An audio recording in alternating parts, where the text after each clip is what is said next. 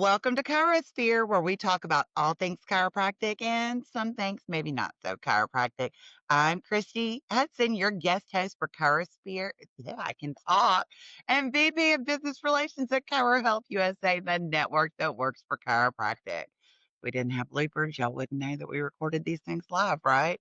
But anyway, I am thrilled to welcome our guest, Dr. Amy Wood, a leader in chiropractic care, compliance, and practice efficiency. She graduated from Parker University and has over 20 years in practice. She brings a very unique combination of clinical expertise and business acumen, holding degrees in anatomy, marketing, and international business, as well as a certification as a professional compliance officer, a woman after my own heart. Her career spans patient care, compliance coaching, and guiding larger chiropractic and integrated practices toward ethical, profitable growth. Through her work with C3 Plus, Dr. Wood supports doctors in billing, credentialing, and streamlining operations. And on top of all that, she serves as vice chairwoman of Parker University's Board of Trustees, continuing her lifelong passion for advancing chiropractic education and service. Welcome to the podcast. Thank you. Excited to be here. I am so excited. Not only am I excited because you're here on the podcast today, but ladies and gentlemen, this is her first podcast interview, And it's with you. So that's and awesome. it's with me. Yes. All right. For those people who are not in the know and do not have the luxury and beauty of knowing you in person, y'all, she's the most beautiful soul. Why don't we start off by talking about what initially drew you to chiropractic care as a career, along with compliance, and how your family's background in alternative medicine helped shape that? That is a great question. So my whole family's been in alternative medicine. My uncle was an alternative cancer doctor. He treated holistically, made his own chemotherapies, did it overseas so that he could actually do things alternatively and get better outcomes. And so I've always kind of been driven to the alternative side of things. And actually, a funny story is when I actually told my first chiropractor that I wanted to be a chiropractor, he kind of looked at me and he said, "No, you don't have what it takes yet. Go think about it." I was like, "What? That's crazy." So I went back and had conversations with my uncle, with my mom, who is a massage therapist, and just kind of, looked at the holistic world and went back to him about a few years later. And he said, "Now you've got it. Now I'll support you. Now we'll go from there." So I always knew that I wanted to be a doctor from the time I was a little kid. My family was all in optometrists and, they all were in optical. So I grew up around medical and knew I didn't want to go the medical route, but I loved chiropractic. When I told my grandfather I wanted to be a chiropractor, he said, when I was a kid, my mom would call the chiropractor over and they'd pull me out from under the bed to give me an adjustment. So at that point, I was kind of like, well, chiropractic, that's it for me. Yeah, that's where I want to be. So that's kind of how I got into chiropractic. When I graduated, I knew a lot about chiropractic, but didn't really know about the business stuff. And so a first practice didn't really take off that well. And then the second location that we moved to, we took on business partners and they basically changed the whole way that we thought about documentation and processes and things like that. And I knew at that point that had to be taught because I was a member. I had a management company before that, but they really couldn't help me. They couldn't get me to where I needed to be. And they were like, "You're going to go out of business if you don't do this, this, and this. How often are you billing 98941?" And I'm like, "Okay, how often I bill that? What's the relevance there?" And they couldn't tell me. So the business partners we hired or we brought in, they bought half our practice, and a year and a half later, we bought them back out. And Kelly showed me the rules and the regulations and where to find them. And it's not on social media. Sorry to disappoint many people who post questions and get false information on social media, but she showed me where that was, and that's how I got into compliance. I love that story, and your story is so similar, starting out in practice, as so many chiropractors that we know. The whole responsibility of chiropractic school is to teach you to be a good practitioner, right? To teach you how to adjust, teach you about patient care. But when you go out into practice on your own, like that's like a whole different ball game. You're not just a chiropractor. You're a business owner, and there's rules and regulations there. Oh, and wait, now you chose to be a chiropractor, so you're working in healthcare, which is so heavily regulated. I think people are blown away when they start learning all of those rules and regulations, and they're like, I had no idea. So I love that you have that story about like, here's where we started, here's what we learned along the process, and then we brought back our whole practice and just went. But, I mean, it's important. I mean, you bring up a good point, and, schools can only teach you so much because they are regulated on what they can teach, and they try to give you as much as they can, but you get overloaded, and then you get in the real world, and it's like, "Oh my gosh, what do I do?" And so, Oh yeah, all successful people have mentors or coaches or somebody to help guide them along the way, and it's important that you find that right person that knows where the rules are, and they're not just doing what somebody else down the street did. absolutely. You paid way too much money to be a chiropractor, and it is not worth the risk to not do it the right way. So, one of the things that I love about you is that you really emphasize increasing profits honestly and ethically. So, what does that actually look like in practice, and why is that so important for the profession? So, in practice, I mean, we get into ruts. We get into kind of doing something the same way that we've always done it or somebody down the street has done it. And that may not be the right way. And when people if you take insurance or you deal with Medicare, which everybody's scared of Medicare, which I don't know why, because it's one of the simplest insurances to take. But understanding where the laws actually say you can do what you can do and implementing those from the start just makes it a lot easier when you're practicing because okay, in my compliance plan, this is how I follow and this is why I do what I do. This is how I diagnose, this is how I can build these codes, this is cash services. And we get in trouble when we go to seminars and we go visit all the vendors and the vendors say, "Hey, here's a piece of equipment and here's the code you can use." It's like, don't trust those sources. So go back and find the right sources. And why people want to do a cash service and then turn it into an insurance service is beyond me. It's like keep it a cash service. It's a cash service. So it's learning, those kind of things that make you practice and make where you can sleep at night because you have rules and processes in place. Love that. And you give such great advice. So, what did we learn so far, ladies and gentlemen? Is one, we don't take compliance advice from social media. Number 2, we don't take compliance advice from vendors who are selling you a product. It's so funny because we've had a booth next to those vendors before, and Heather is the best because she will creep right on into the booth while they're telling them to do that, and then she'll be like, "So exactly who taught you that? Like who told you that was okay?" And then she'll sit there and educate them and the doctor at the same time, and it makes me laugh every single time. You want to make sure you get compliance advice from people who have to get in some states, we actually, for our certification, Amy, the certified professional compliance officer, we get more CE hours in a 2-year period of time than even some chiropractors. Yeah. So you want to make sure that you're getting compliance advice from people who specialize in compliance, definitely not the marketing company that you hired to advertise your practice for you. Um, Exactly. Bless their hearts. If they tell Yeah. you that you can run a $29 new patient special, they're wrong. That drives me nuts. It drives me nuts too. I'm like, well, I mean, they're really good at advertising, but they don't know the rules and regulations of healthcare, Exactly. so you can't do that. But that could be its own podcast episode. So you've worked with larger integrated practices, and this is like a really huge growing trend within the chiropractic profession. There weren't that many 15 years ago when I started in chiropractic. Dr. Foxworth's clinic is in a multidisciplinary spine center with spine surgeons, full PT, nurse practitioners. Y'all, if that's your first like foray into chiropractic, you are real surprised when you go out into the world and learn that not every chiropractic office is like that. Shock. Right? But today, like, integrated practices are like they're gaining huge ground within the profession. More and more people are doing it. But what I think that people don't realize, they're like, especially students, because I travel to all the colleges, and they'll tell me they're going to open an integrated practice, that there are very unique challenges with opening an integrated practice. Um, there are rules that are even state specific when it comes to integrated practices. But there are some huge opportunities for the profession. So, can you talk about maybe what some of those challenges and opportunities are? Yeah, I mean, I think that that's another great question because with integrated practices, I think especially some of our young chiropractors may think that it expands their scope of practice, and it does not. You still are bound by your scope.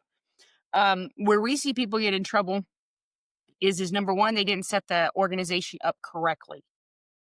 And so I actually had one that I worked with, and I actually went in and we shut it down, and changed the whole structure and made it compliant.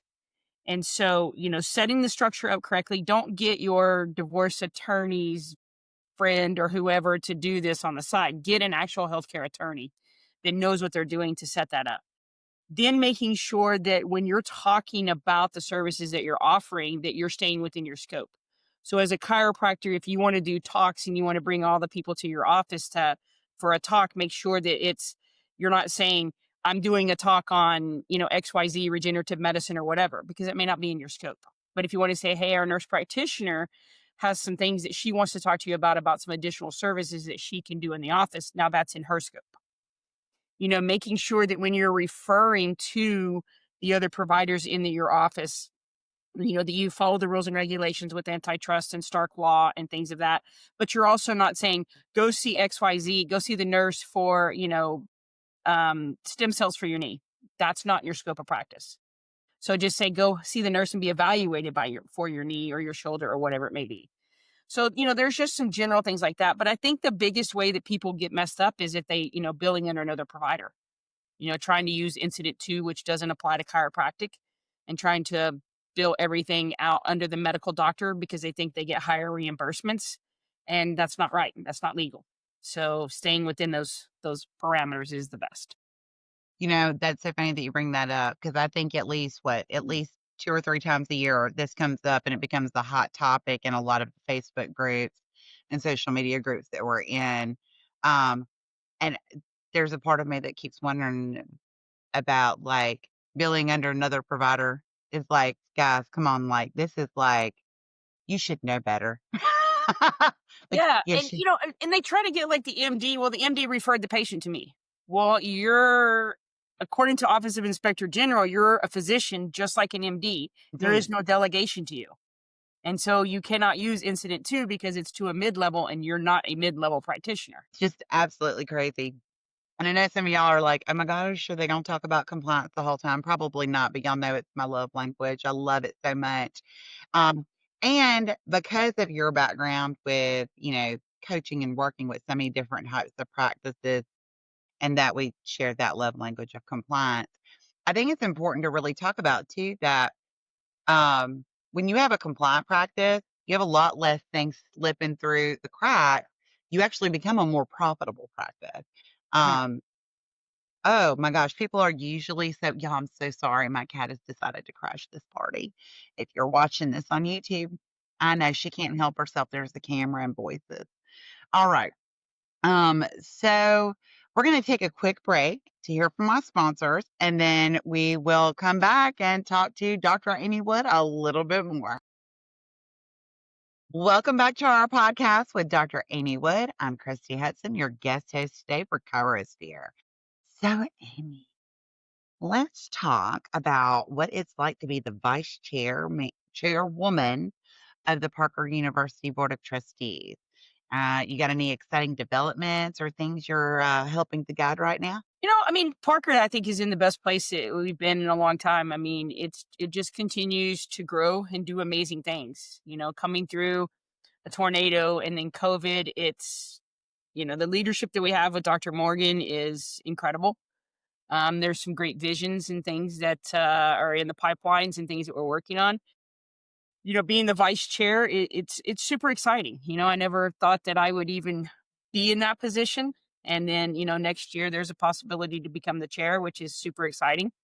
And we'll just kind of see where things go. But yeah, we have an incredible board, we have incredible talent, and we have a great leader. So she's not giving any hints to what the future looks like. Dadgummit, y'all, I tried.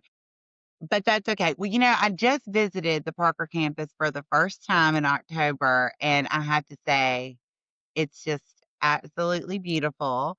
But a year ago, I did get to visit the Health Institute, PPI, yep. PPI. Women's Institute, yep. the Parker Performance Institute.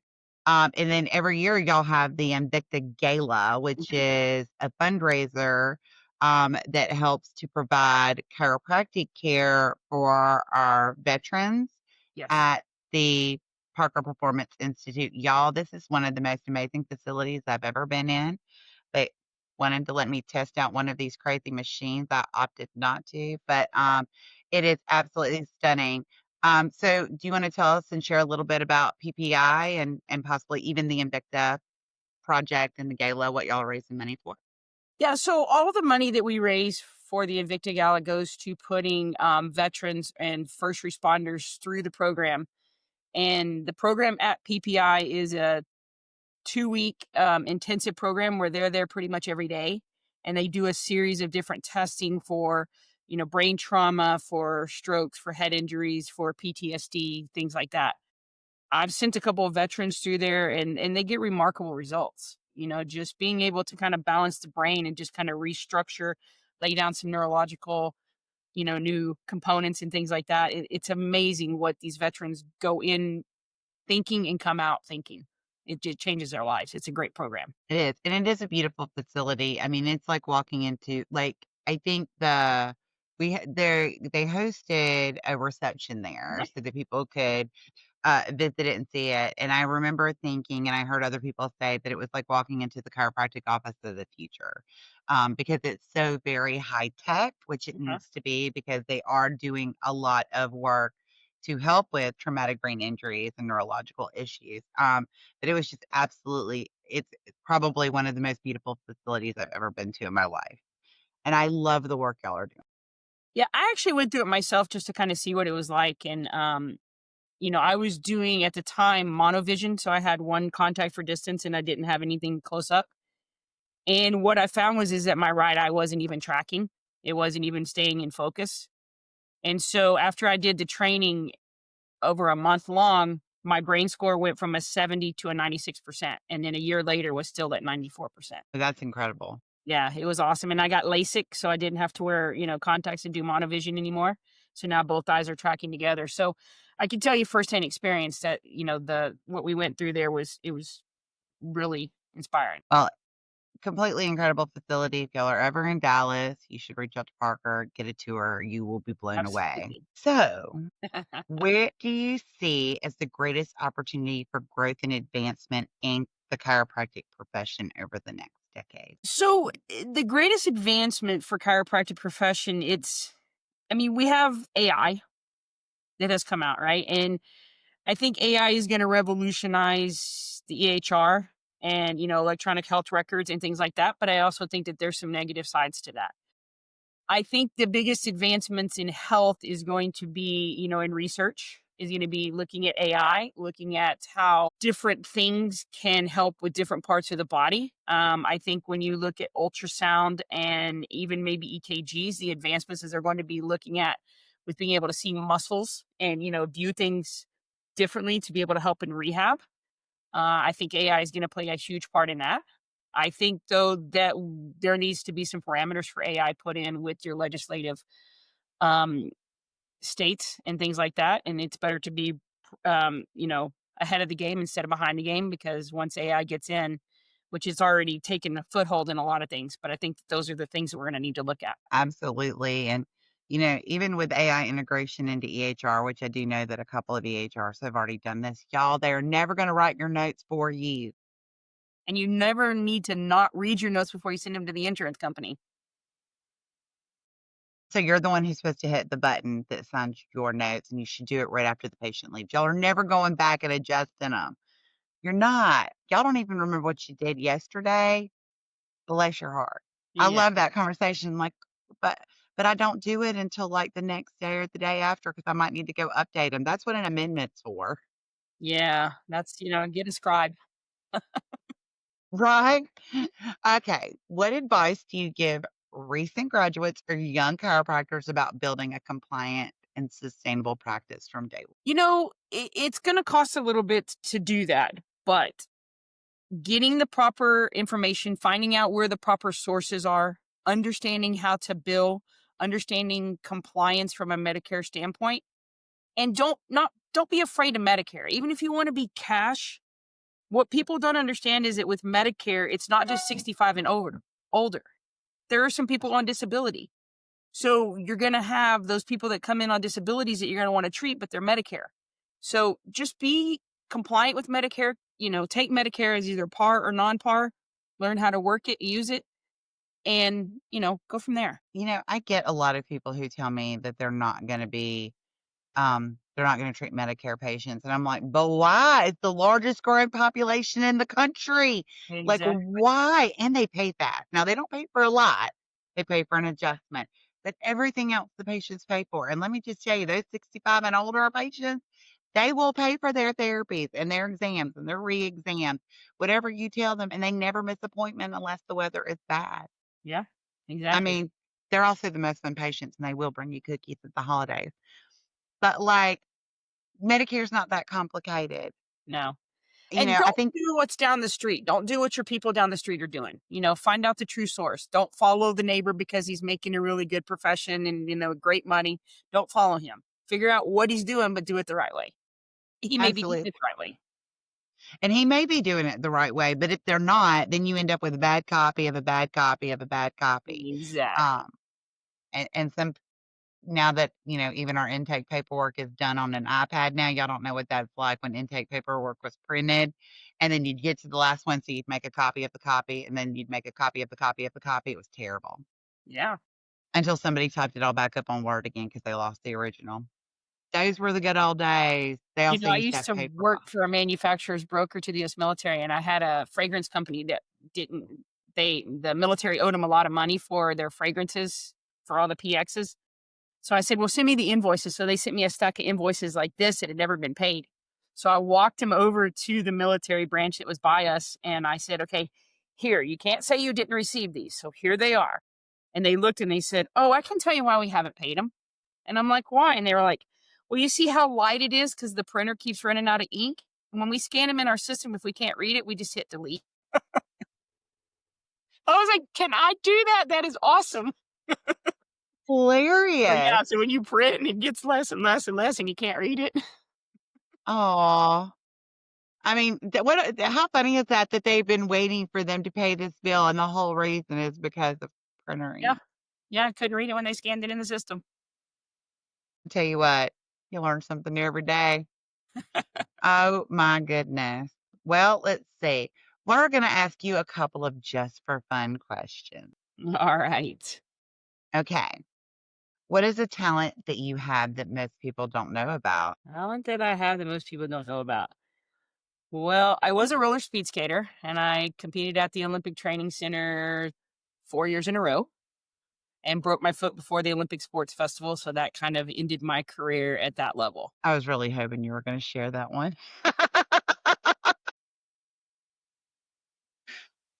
If you are not working in chiropractic today, what do you think you'd be doing? Wow. If I wasn't working in chiropractic today, that's a good one. I still think it would be something in healthcare because I think that I was always designed and destined to do that. Even when I wasn't and I was working for the military company, I was a Special Olympic coach and still on the field with them all the time. So probably something in, sports or healthcare, but I don't know what. I love it. Okay, last question. Who is your hero and why? I would probably say that my grandparents were my biggest hero. Both my grandmothers, my dad's mother was pretty much she created things, she made things happen. She was the first woman to buy a car in Houston, Texas. She went to work at 17.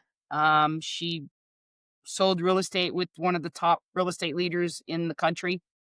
She's, so just her drive and her ambition, and just, she went until she was 94 and sharp as a tack. And I just think that drive and that leadership and what she did with our family was, they're my heroes. Love that. And now we know where she gets it from. Okay, Dr. Amy, if somebody wanted to reach out to you, because you do talk about mentoring and coaching, we've talked about that throughout the whole podcast. And this is what I'm going to say every great business owner and leader I know has had a mentor, and sometimes a mentor and a coach.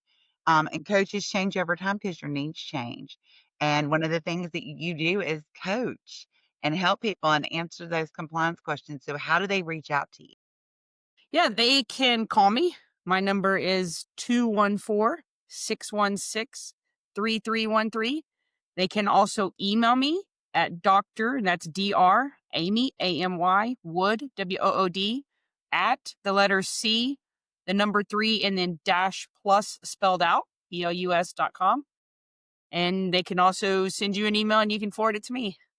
Sure will. And y'all know how to reach me, Christy at chirohealthusa.com. Or if you don't want to spell that out, you can do Christy at chusa.com, same inbox. So thank you so much, Dr. Amy, for being our guest today. And Yes. thank you all for listening to the ChiroSphere podcast. Please subscribe and share the podcast with your friends and let us know who you'd like to hear from in the future and what topics you'd like us to cover, and we'll do our best to deliver. And if you are offering discounts of any kind in your office, you need to make sure you are not breaking state and federal rules and regulations on dual fees, inducements, anti-kickbacks, that which can lead to serious fines and penalties. We can help eliminate these concerns by using our profitable discount strategy, which ensures that discounts you offer are not only compliant, but more importantly, they help to keep you profitable. And it all starts with a no cost, no obligation phone call to find out if we can help you, like thousands of other doctors nationwide. Many of our doctors have seen a 20% increase in revenue and a 50% retention of patients who are part of our network. After over 17 years and over 7,000 chiropractors who have helped 4.3 million families get access to the care they need at a price they can afford. If you want to increase revenue and retention and practice with more peace of mind, give us a call at 888-719-9990 or visit our website at chusa.com to find out why Chiro Health USA is the network that works for chiropractic and you. Make it a great day.